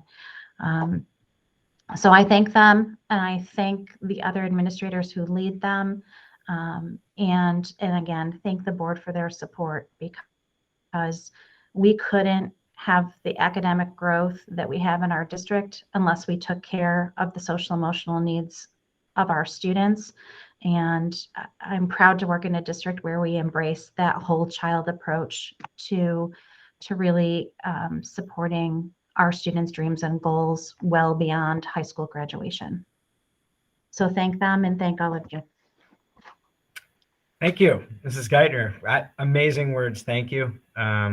We do have a very special group of support staff and related services. They're amazing and essential, and they make a huge impact for our kids every day. So thank you to the board for supporting all of the work in these areas. And I will tell you, other districts are surprised when we talk about our mental health supports and all of the supports we provide for kids.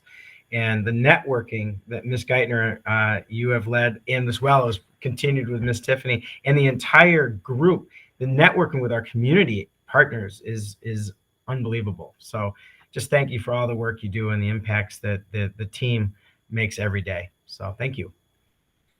We're going to move on to COVID-19 testing and protocols update. Mr. Els, I see you're with us this evening. Good evening. So chime in. Right now, as you know, the company we were working with, Affinity Assure, with our pool testing, I think ran into some issues, no longer providing that, but we're working with a company named Concentric by Jinkoba. We're in the process of getting up and going with them. And hopefully after the break, we'll be back with them soon after. We've been using our Binax testing. If you remember, I've talked about the triad approach here in Fulton. We have Binax Nows available to us, which we're using each and every day, but we're also focused on doing the pool testing and getting that going again. And then the ID Now, and I didn't get to attend this afternoon's meeting, so I'm curious what Mr. Els and Ms. Geithner came up with, but the ID Now, which I've talked about for months, it seems, which actually it is, has arrived. That's really what we're looking at for individuals that are symptomatic, but not an immediate exposure to any positive. So I'm going to talk with Chris. You want to chime in a little bit and just talk about it? Right. I just want to say the Lanigan site and the nurses and the work that's been done over the last few weeks as we get started has been pretty impressive. So Mr. Els, if you'd like to speak to that a bit. Absolutely. So as Mr. Polviano said, we have started with our ID Now. That's for symptomatic testing. So we have our supplies in and we're going to be up and running. We're going to run a pilot program next week with a small group and trying to see any of our symptomatic testing. And then we hope to have it up and running for all of our school community kids and teachers to be able to go and get tested. I think we all know what one of the biggest problems is with testing, and that's one is, finding a test site and then actually being able to get to it that is easy to get to. I know the county is up and running with sites, but sometimes those sites are up in a Pulaski, and sometimes those sites fill up very quickly. Those are only for school age or school personnel or students. So this will give them another opportunity where they don't even have to leave our community. They can just go over to Lanigan and be able to get tested. And then we could, if they're negative and symptoms resolving, get them back into school. Right now, with the way testing's going, you're waiting at least 72 hours before you get any kind of result back. So this could hopefully get people to test and get people back into school a lot quicker. So that's something we've talked about, it seemed, for a couple of months. This is one where parents were very frustrated picking up their child and saying, I wish I could just get the test, but I have to wait 2 and 3 days sometimes. And now we'll be able to do that. It's a molecular test.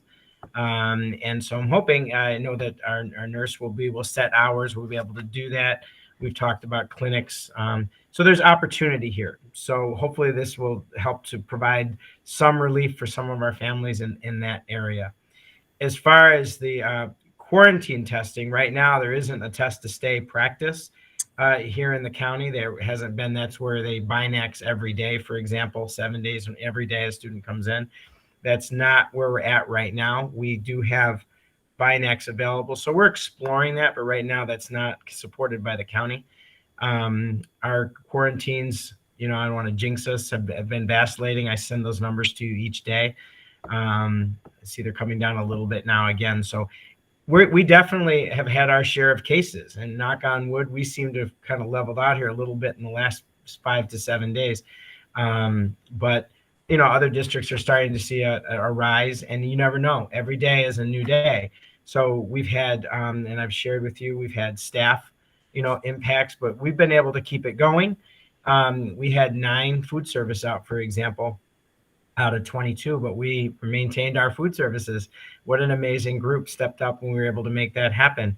That's how close. I mean, there's a lot of things going on. So I think, I appreciate the efforts in the district. I watch very closely what's going on in the county and other county schools.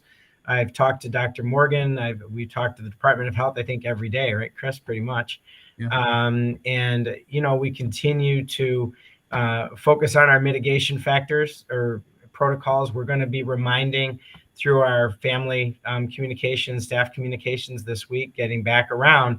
This is going to be, we know after every holiday, and we were true to form, about 2 weeks after the holiday, that's our high week. And we were true to form after Thanksgiving. It was one of our higher weeks that we had.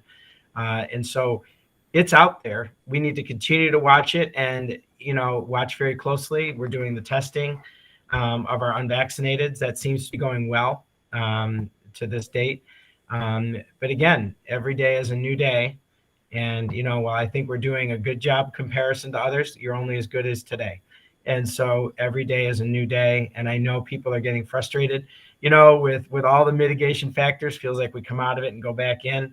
I'm an optimist that we're going to continue to forge ahead, and with all the vaccinations going on and people getting it and the combinations of all those things, hopefully this thing will progress sooner than later. Our ultimate goal is to have our kids in school each and every day. We know that that's the best place for them. So I'm hoping the combination of this triumvirate of testing coupled with our mitigating protocols that we're doing in our schools, and we'll continue to check and balance and continue to monitor very closely and keep you apprised of where we're at. Are there other questions? Or Chris, would you add anything to this, or Jerry? No, I think you captured that pretty good. Okay. So, with that, any questions from the board around with testing? Okay. Chris, did you want to mention, I didn't want to take your thunder, just to mention our student athletes. I know we had some recognition. Absolutely. Scholar athletes. I know you wanted to do that. Yep. So I believe at our last meeting, we, or maybe it's a meeting before, we recognized our fall athletes. And at that time, we didn't have all of our recognition in for our scholar athlete because it was right after the marking period time. But the following teams did reach the Scholar Athlete Award. And that is when a team of 75% of your team has scored an average of 90 or above. And those teams are girls tennis, girls soccer, girls volleyball, girls and boys cross country, and boys golf. So all of those teams reached the average of 90 or above average for their team. So congratulations to our student athletes. Yeah, I didn't want to forget. I wanted to make sure that our kids are working hard in the classroom as well as they're working through their extracurriculars and athletics. So I wanted to make sure we recognize them. So thank you, Chris. Capital improvement update this evening. I believe there's a resolution to extend LaChase as our construction management. They've been a great partner. Obviously, if you think back, it seems like about a year ago now, when we regrouped in the summer, I guess it was about 8 months ago, 6-8 months ago, we regrouped in the summer, relayed our projects out with COVID. Actually, it was over a year ago. Laid things out, extended things out, really taking advantage of trying to maximize what you can get through the supply chains. That's been an impact. So I'd like to recommend that we extend with LaChase through October of 23. Hopefully that'll be the conclusion of the projects. It's very consistent cost-wise, and it is built in to the capital project. So there's no extended cost over our $15.1 million package that we started with from our referendum. Are there any questions from the resolution this evening? Today, I've heard the digital sign went in. Dr. Lisi kept telling me they were working on it out there today. So there's a lot of things going on. Our EPC project, the lighting apparently is almost done. We're at our last school now, which I believe is Lanigan, and all the internal lighting and all the lighting will be done. So there's a lot of things going on right now. We talked about just punch lists the other day. So there's a lot of good work. So thank you to the board. And I know it's been extended out a little bit longer than we would have wanted to, but I think playing COVID and working with things so far to this date, we've I think made some very good decisions to maximize. Especially there was a lot of rising costs. I think we negotiated our way through that quite well, and now we're coming into the final phases of the project. So, any questions on capital? All right, thank you. The pilot agreement and ADIS. So in your board, the county, right now, our attorneys, we've been working with the Oswego County attorneys, and ADIS, as you know, they went out of business. And so that affected our pilot, the IDA, which is the Industrial Development Agency, they're not going after for the pilot. And so the county was possibly looking at a suit. I haven't received any information through the attorneys, but they were considering. The legislature was going to be presented a resolution as well. I'm not sure that that's happened as of yet, but we've made the determination that just to step back and not do anything results in nothing.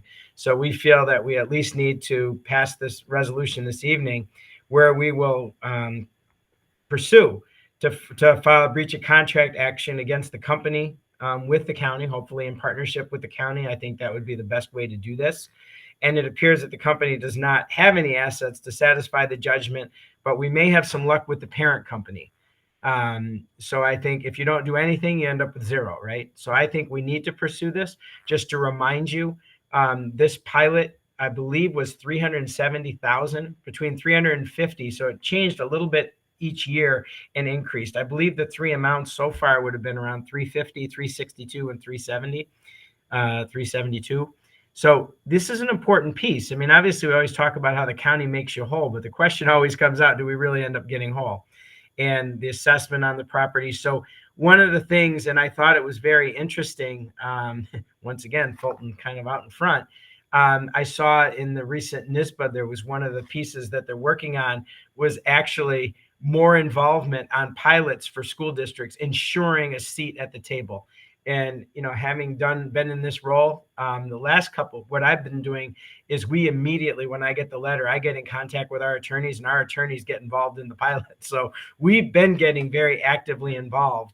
And I believe that's what my predecessors did as well. It is very interesting how you can get left out very quickly. And so we have been very aggressive. As soon as it comes in, we literally send it right off and call our attorneys. So making sure that these pilot agreements, and I think it's going to be interesting as monies come into counties and things like that, and how are they going to entice? How are they using their dollars to do different things? We want those companies. We want those businesses in our community. We want to make sure that our districts, and I'm going to speak only for Fulton, that Fulton is getting their part of what they need to get as part of these pilot projects, because they're not on the tax rolls. And so that affects our local shares. And so right. The pilots aren't guaranteed. So I want to stress that pilots are not guaranteed like taxes. Right. So if we don't recover this money, we don't get this, it's never recovered. Right. So that's why I felt it was very important to be working with the county close on this. But at the same time, working with our attorneys just to make sure that we have an iron in the fire that we can at least continue to pursue here. I feel for Addis. It's unfortunate that things didn't work out for them. But at the same time, we need to try to protect ourselves and what we need to do here. And I think also for future pilots and agreements to make sure that they perhaps are more dollars up front as opposed on the tail end of these 20-year agreements, because how many of these go to fruition? So I think that's something we have to look at as well. Taking it back to our earlier conversation, those dollars have to be made up, and it will be spread out amongst all the other taxpayers in our jurisdiction. if we choose to do that. And if we don't do that, then the programs we were just talking about that we want to support now are on the what are you going to give up? So you're either going to spread that money out or you're going to have to give something up. Yeah. So that's why we pursue it, because we really don't want to burden our other taxpayers, because it does force us into very difficult choices. Mm-hmm. That's a great point. Are there any questions where we're at? That's the latest update on our work with Addis and on this pilot. All righty. And then voting machines. I wanted to get this on the docket. We had received a correspondence in June indicating that the county was not going to be providing the voting process to us, from the machines to the ballots. However, we were working with BOCES, working with the different districts, the business officials, so on and so forth. And, right now we're to the point where they feel like they can't do it. I thought I had a couple of productive conversations with the Board of Elections. However, it appears each of the districts have chosen to do their own thing, from some considering doing paper ballots to some considering purchasing their own machines. So we're looking at a couple different things. And I continue to press on as well, just on the Board of Elections a little bit. But I understand the machines are not the issue. The machines are only for school districts. They are not used for the general elections. The issue is that next June, there's a primary on June 22nd. However, the window opens on the 12th for early voting. And so the feeling is, and so my question was, well, there's 9 ballots is what we're talking about. The ballots are generated by a specific program to work in those machines. And that seems to be the issue. So that's where we're at, not the solution that I'd like to see, but we have got a couple things going on. Dr. Lisa, you can jump in if you'd like. He was able to, I've seen, I had a couple provided through BOCES, some exemplars of purchasing, and somewhere in the $25,000 range was that one. Dr. Lisi, you reached out today, looked at state bid. What did you, and you found something similar as that? That's correct. Yeah, we just started investigating, and the business officials are meeting this Friday to talk about various options. So I'll have more information at that point, but that's basically accurate. So what I'll do is we'll bring a plan back. So we got a couple of different things that we're looking at. Obviously a district, we average somewhere between 600 and 800 the last 3 to 5 years. You take out the COVID year where we mailed the ballots home, that was 2,400. But if you look at the other years, I think it was around 2007 or 8, we used to be over 1,000. We seem to be somewhere between 600 and 800 participants each year. I think we should always plan on 1,200 to 1,500 minimum. Then you're always set. So obviously that's a big lift, and I feel pretty strongly. Obviously, we want to run a very smooth election. We want to run. So I will provide you more information. I think we felt like we had some solutions. So we're looking at that. It's unfortunate that decision was made with really no input from school districts. But we will continue to work ahead. And as Dr. Lisi has indicated, there is a meeting this Friday, and we'll get some more information there. But as I said, the districts are doing, again, if you're a small district, you can do something different perhaps than a medium or a large sized district. So each district is working on some things. So we are communicating with one another and learning from one another and hopefully supporting one another as well. Are there any questions with respect to the voting machines? But I wanted to have a public conversation about that, just kind of where we're at right now with that topic. So 5 months seems like a long way away, and actually just about 6 months, but it's not. So May 17th will arrive very quickly. So anyway, that's the conclusion of the superintendent's report. Thank you, and I extend to everyone happy holidays, Merry Christmas, and be well. Thank you. Thank you. Item 4.01, would someone move it? It's our warrant to accept our warrants. Move it. Move it. Second. Any discussion? Mrs. Perry, I'm a yes. Mr. Crandall, Yes. Mr. Cordone, Yes. Mrs. Yes. Mainville, Yes. Mrs. Papalardo, Yes. Mrs. Lyons, Yes. And Mrs. Alvagore. Yes. Thank you. Item 4.02, approve disposal of surplus property. Move it. Second. Any discussion? Mrs. Perry, yes. Mrs. Papalardo. Yes. Mr. Crandall. Yes. Mrs. Lyons. Yes. Mrs. Alvagore.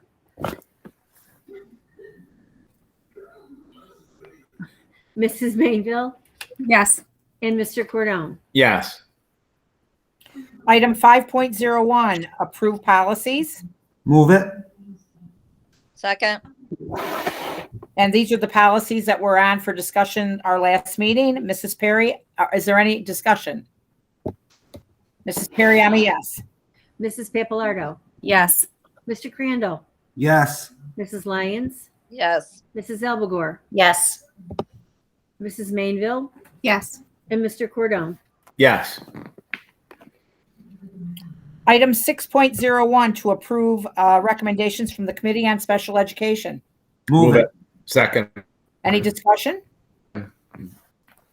Mrs. Perry, I'm a yes. Mrs. Papalardo. Yes. Mr. Crandall. Yes. Mrs. Lyons. Yes. Mrs. Alvagore. Yes. Mrs. Mainville. Yes. And Mr. Cordone. Yes. Item 6.02, to approve the destruction of unused ballots. Move Move it. it. Second. Any discussion? Mrs. Perry, I'm a yes. Mrs. Papalardo. Yes. Mr. Crandall. Yes. Mrs. Lyons. Yes. Mrs. Alvagore. Yes. Mrs. Mainville. Yes. And Mr. Cordone. Yes. Item 6.03 is to approve the amendment of our construction management services contract that Mr. Polvino talked about a little bit ago. Move it. Move it. Second. Any discussion? Mrs. Perry, I'm a yes. Mrs. Papalardo. Yes. Mr. Crandall. Yes. Mrs. Lyons. Yes. Mrs. Alvagore. Yes. Mrs. Mainville. Yes. And Mr. Cordone. Yes. Item 6.04 is the resolution to authorize legal action with regard to the pilot agreement. Move it. Second. Second. Any discussion? Mrs. Perry, I'm a yes. Mrs. Papalardo. Yes. Mr. Crandall. Yes. Mrs. Lyons. Yes. Mrs. Alvagore. Yes. Mrs. Mainville. Yes. And Mr. Cordone.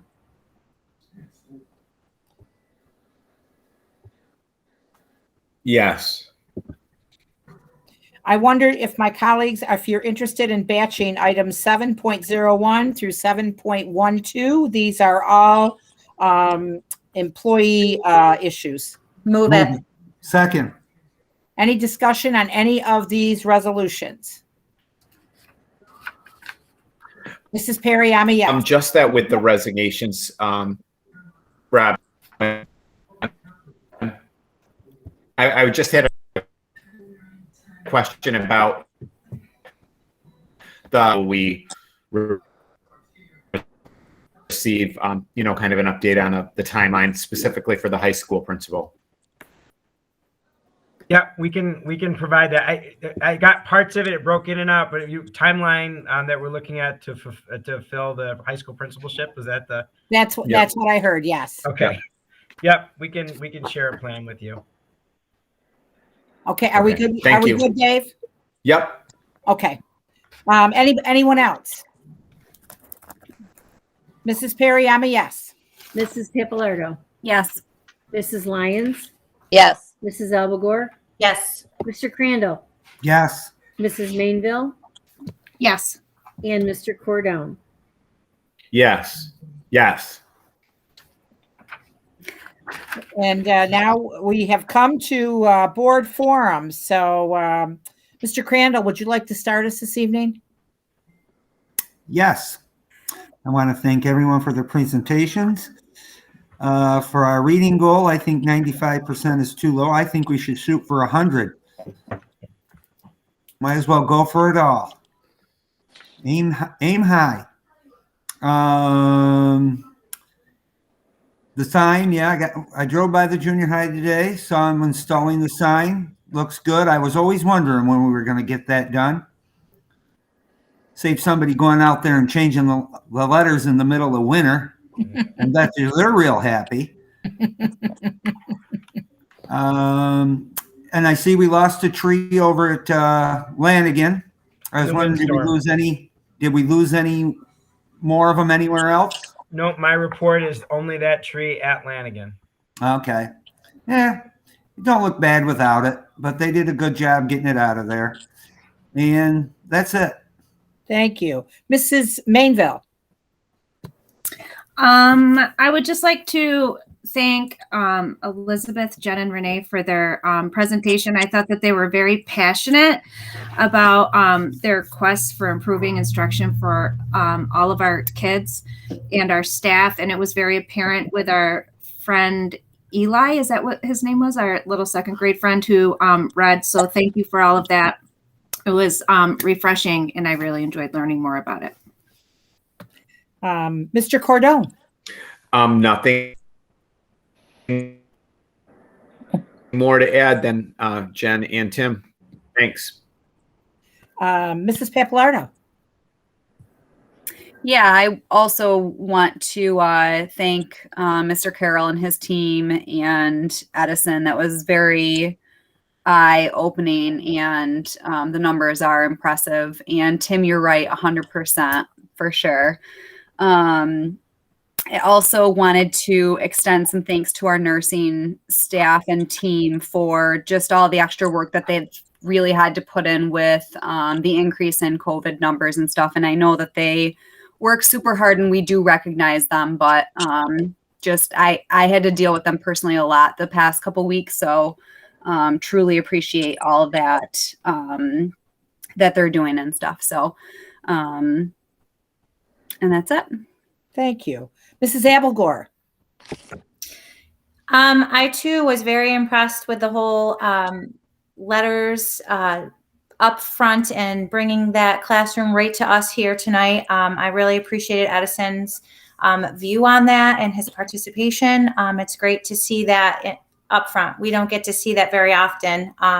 So it was very interesting. I also want to throw a congratulations out there to all those fall athletes, the scholars who did a really great job out there. So keep doing your thing, playing your sports and doing so great in the academics. It's good to hear that they're doing so well.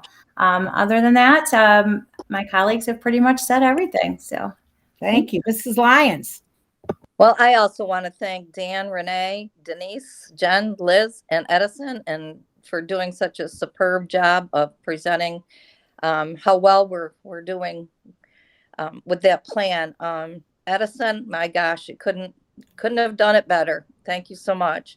I also want to thank all the support staff for everything they do daily for our students, and how they also stepped up to the plate during our critical time during COVID. Jerry, thank you. I also want to say congratulations to all the scholar athletes. That proves that we're doing our job as a district when they get recognized for that. I also want my colleagues to please everyone think about how we can all be available to do our board's work, whether it be virtual or in person. That's what we're here for, is board's work. So everybody, please think about it. I hope that we make a plan that we all can be available. And that's all. Thanks. Thanks. I just want to ask, I didn't see Reagan, so did I miss her? Is she not here this evening? I think she's at a swim meet. Yeah. Okay. Oh, wait. Yeah. Okay. Molly, I'm going to ask, I know we don't typically ask you because Reagan's the rep, but you're here and you've been patient and stayed with us all night. Is there anything you want to share with us? Well, I actually wanted to thank the student support staff as well. I'm really appreciative for all they've done, and I know that a lot of other students are too. I also had, I know we talked about this during past meetings, but I had a question regarding COVID-19. Where are we on maybe possibly doing boosters? Because I know a lot of people are curious about that. and if we're like possibly going to provide that in the future. I write down in my book here. I'm writing that down, and I can ask Mr. Ellis to see what the Department of Health is thinking. They're our partners. All right, Good thank you so question, much. Molly. Thank you. Thank you for participating. I appreciate everyone that showed up tonight to present. It's always informative. I always go away a little bit with a little bit more knowledge, and I appreciate that. The letters is very special. And if you ever get the chance and have time off and can visit the schools during the day, what Mr. Palvino says is so true. I was so taken by the fact that the language is the same from building to building, and going back years ago, it didn't used to be like that. And it's very noticeable, or at least it was to me.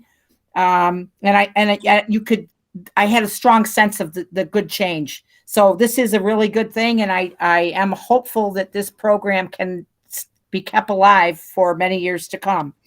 I too, a shout out to all of our support staff and related services people. We don't do everything as well as what we do without those people. And so thank you, Mrs. Geithner, for bringing that to our attention. They deserve the recognition, and know that we are most grateful. Edison, outstanding. His poise. Wow. I mean, second grade and so poised. I would hope that someone could convey to Edison and his parents how much we appreciated him being here this evening, but also how wonderful it is to see a young boy like that's with the confidence to come and speak and read for us in this format. And also, well done, Scholar athletes. Very proud of our athletes, especially proud of those that maintain their studies along with honing their athletic prowess. Very appreciative. So the last thing I have to say is I wish you all, those watching, those here tonight, I hope you all have a Merry Christmas, a great holiday season, whatever holiday it is that you acknowledge, celebrate, or multiple holidays if you celebrate. I hope you are happy and healthful for everyone. And I hope that everyone has a chance to enjoy their families and come back rested. All right, with that, would someone move item 8.02, which is a resolution to take executive session? Move it. Second. Is there any Second. discussion? Mrs. Perry, I'm a yes. Mrs. Papalardo. Mr. Crandall. Mrs. Yes. Lyons. Mrs. Yes. Albagore. Yep. Mrs. Mainville. Yes. And Mr. Cordone. Yes.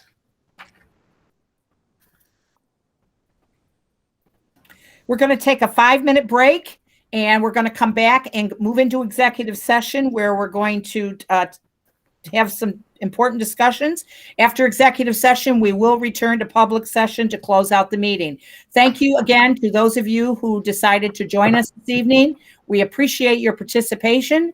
And we, again, on behalf of the board, have a great holiday season. Merry Christmas, and be well.